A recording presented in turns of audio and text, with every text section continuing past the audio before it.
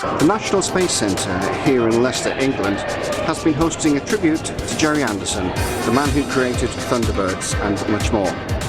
I've been talking to professional model maker Richard Ashton, who's been telling me about the joys and the challenges of recreating Thunderbirds.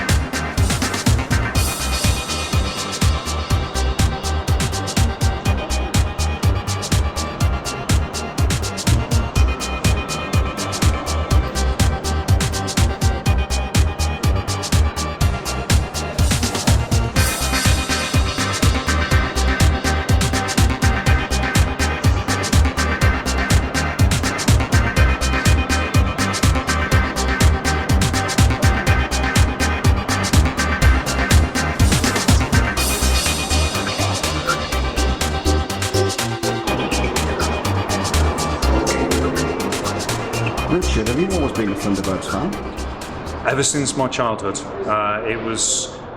Since I was a small boy, I've always liked spaceships and rockets and anything that flies, and I've always wanted, when I grew up, that we would have flying cars and stuff like that, but sadly that's not happened. But the spaceships and everything like that of my childhood, with my skill and ability over the years and mentors and people have taught me what to do, I can bring that dream to reality and make wonderful pieces for companies as well as TV studios and film. Painting and priming, obviously, that takes a couple of days.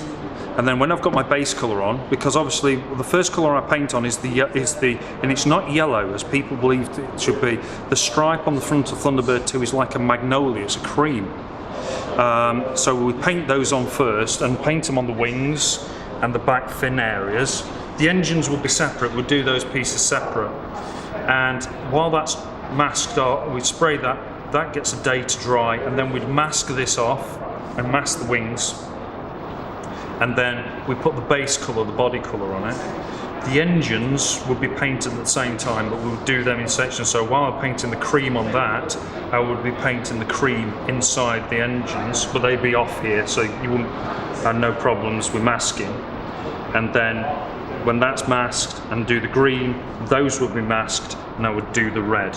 Started with the Space Precinct car, and then I moved up to UFO interceptors that everybody had turned down. They thought they were too hard to build, and I did it.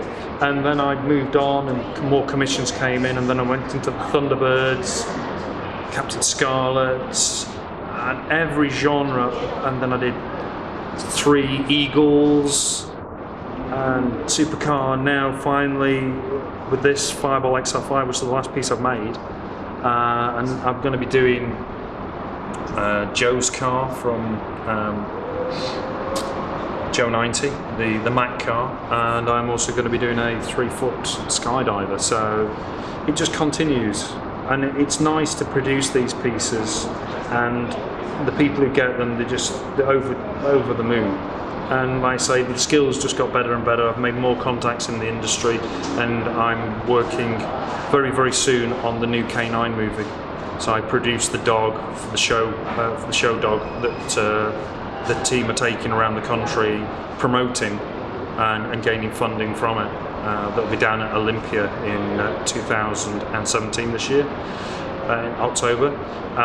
But yeah, it's gone from strength to strength, and I see young people, and it's trying to inspire them to build models, because it's a dying art.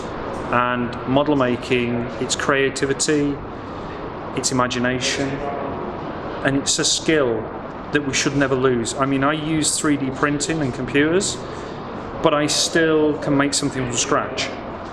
I have to sand 3D printed stuff. It's not an easy, it just comes off the printer and you build it and you've done it and you paint it and you throw it out. There's so much work that goes in, and I think it would be great to keep these skills going to another generation, to inspire. And today down at the Leicester Space Centre we've got young kids and they're seeing the Thunderbirds and they're seeing not a CG thing, they're seeing a practical model and they're looking at it and they can see it as a child, that they would be holding that and running around the room with it in their hand. And I've got Thunderbird 2, I've got Fireball XL5, I've got a car, I'm pretending to be Captain Scarlet, and it's inspiring them to do that. And it'd be great to see some of these kids today taking over the mantle and moving forward with it and not losing the skills that's been passed on from the days of Derek Medding and Brian Johnson.